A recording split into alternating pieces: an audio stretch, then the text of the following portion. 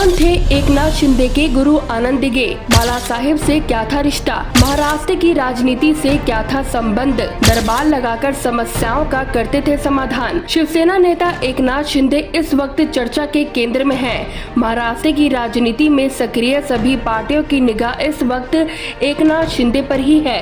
महाराष्ट्र में सबसे बड़े नेता का दर्जा रखने वाले शरद पवार भी एकनाथ शिंदे को मुख्यमंत्री बनाने की सलाह दे चुके हैं। तो आखिर एकनाथ शिंदे में ऐसा क्या है कि वो एकाएक पूरे महाराष्ट्र के राजनीतिक पटल की धुरी बन गए?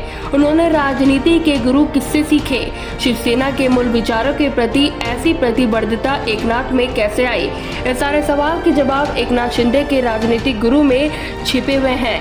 दरअसल एकनाथ दिग्गज शिवसेना नेता रहे आनंद चिंतामणि दिघे के शिष्य हैं और उनसे बेहद प्रभावित हैं। ताजा विवाद में भी एकनाथ लगातार आनंद दिघे का जिक्र कर रहे हैं। आनंद दिघे मुंबई से सटे ठाणे जिले में शिवसेना के बाहुबली नेता थे। बाला साहेब ठाकरे के बेहद नजदीकियों में शुमार किए जाने वाले आनंद की जमीनी स्तर पर जबरदस्त पकड़ थी। रॉबिनहुड स्टाइल में जीने वाले दिघे के ठाणे जिले में डाई हार्ड फैंस अनगिनत संख्या में थे। आनंद दिघे ठाणे जिले में शिवसेना के लिए दरबार लगाते थे और आम लोगों की समस्याओं का समाधान करते थे। हालात ये थी कि दिघे की अदालत में दिए गए निर्णय को अंतिम माना जाता था। दिघे के प्रभाव का अंदाजा इस वक्त से लगाया जा सकता है कि खुद बाला साहेब ठाकरे भी ठाणे जिले के मामलों में बहुत ज्यादा हस्तक्षेप नहीं किया करते थे। यानी ठाणे में दिघे का फैसला पार्टी के लिए अंतिम फैसला होता था। दूसरी तरफ आनंद भी बाला साहेब के समर्पित शिव सैनिक थे।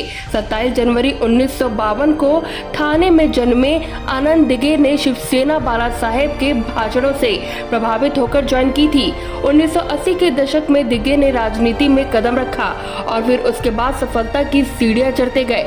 हालात ये थे कि ठाणे के इलाके में आनंद दिघे को लोग बाला साहेब के नाम से भी पुकारा करते थे। आज भले ही शिवसेना और कांग्रेस ने साथ मिलकर सरकार बना ली हो, लेकिन 1990 के आसपास ये संबंध बेहद उलट स्थिति में थे।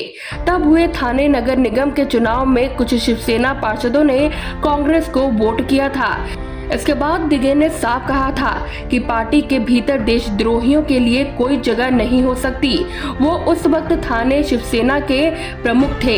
इस उग्र बयान के कुछ ही दिन बाद पार्टी के काउंसलर श्रीधर खोपकर की हत्या हो गई थी।